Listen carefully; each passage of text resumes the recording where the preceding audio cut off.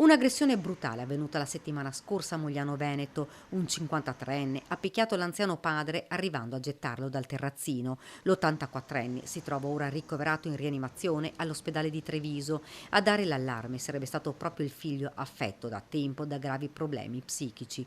Tutto sarebbe iniziato per una lite forse legata a ragioni economiche. L'uomo avrebbe chiesto al padre dei soldi, ma al rifiuto dell'anziano il figlio lo avrebbe picchiato violentemente. Teatro dell'aggressione la villetta dove viveva l'84enne e dove da qualche tempo era tornato a vivere anche il 53enne. Prima l'uomo si trovava in una comunità.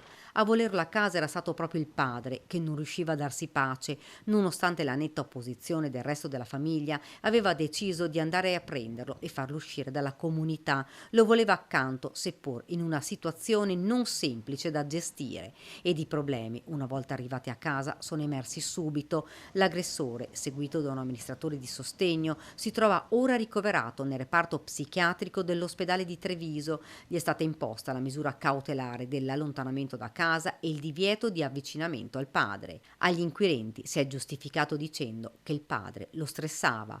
Ora la villetta è stata posta sotto sequestro.